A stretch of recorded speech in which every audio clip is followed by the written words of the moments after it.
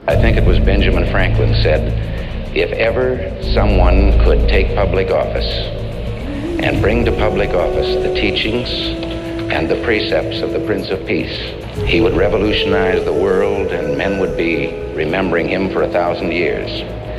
I don't think anyone could ever take office and be so presumptuous to believe he could do that. I can tell you this, I'll try very hard. I aim to try and tap that great American spirit that opened up this completely undeveloped continent from coast to coast and made it a great nation, survived several wars, survived a Great Depression, and will survive the problems that we face right now. And defend the Constitution of the United States. the Constitution of the United States. So help you God.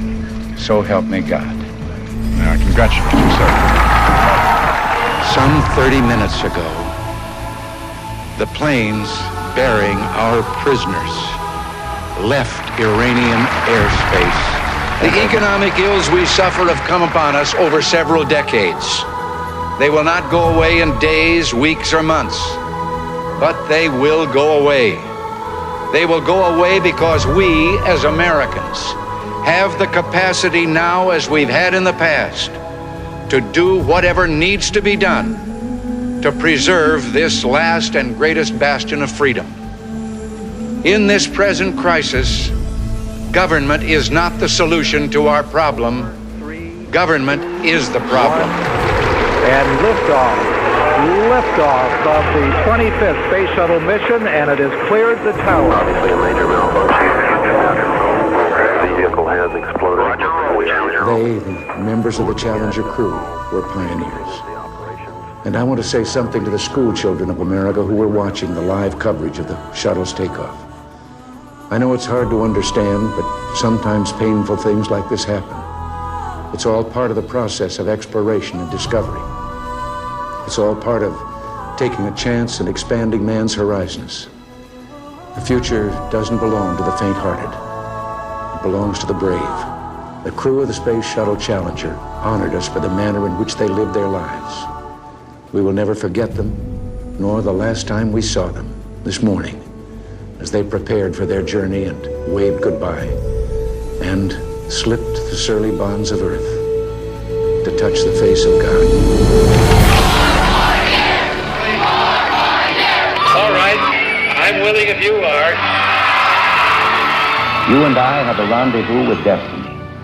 We'll preserve for our children this, the last best hope of man on earth, or we'll sentence them to take the last step into 1,000 years of darkness. America has never gotten in a war because we were too strong. A message to terrorists everywhere. The message, you can run, but you can't hide. I urge you to beware the temptation of pride, the temptation of blithely declaring yourselves above it all and label both sides equally at fault, to ignore the facts of history and the aggressive impulses of an evil empire, to simply call the arms race a giant misunderstanding, and thereby remove yourself from the struggle between right and wrong and good and evil.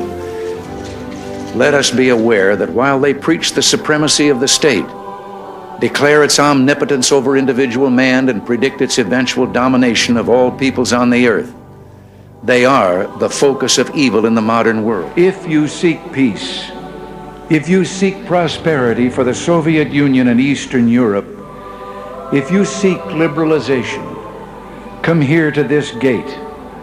Mr. Gorbachev, open this gate.